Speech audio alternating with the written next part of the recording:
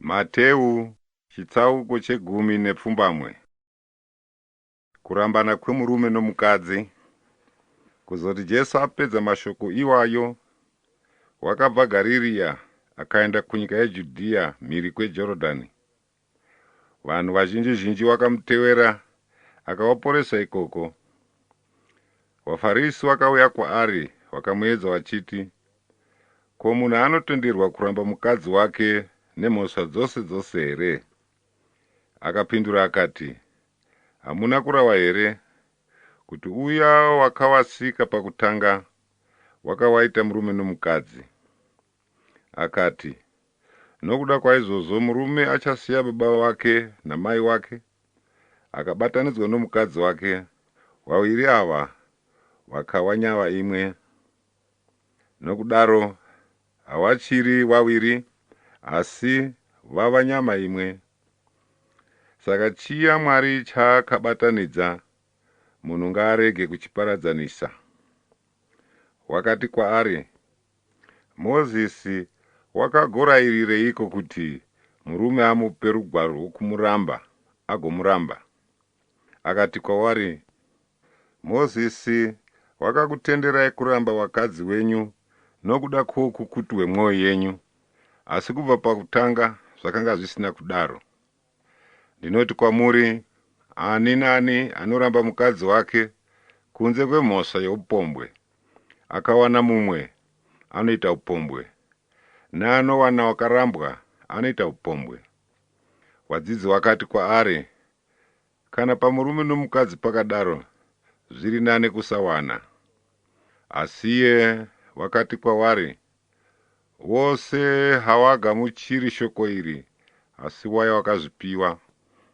Nokuti kune ngomwa dzakaberekwa dzakadaro kubva mudumbu ramai, uye kune ngomwa dzakaitwa ngomwa navanhu, uyezve kune ngomwa dzakazviita ngomwa nokuda kwoushe hwokudenga. Anogona kugamuchira izvi, ngaazvigamuchire. Jesu anokomborera vanana. Zvino wakauya navana vaduku kwaari kuti aise maoko pamusoro pavo, agonamata. Vadzidzi ndokuvadzivisa. Asi Jesu akati kwavari, varegei vana vaduku ava, musavadzivisa kuuya kwandiri, nokuti ushe hwokudenga ndo hwakadari. Akaisa maoko pamusoro pavo, ndokubvapo jaya raiva mupfumi rinotsvaga upenyu husingaperi.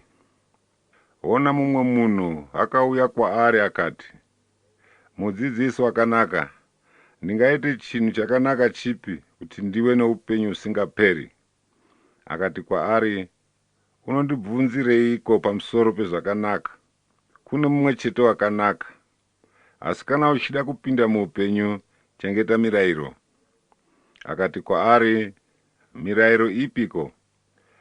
Jesu akati, iya inoti, usauraya, usaite upombwe, usaba, usapupura nhema, kudza baba wako namai vako, udewo kwako sezvaunozvida iwe.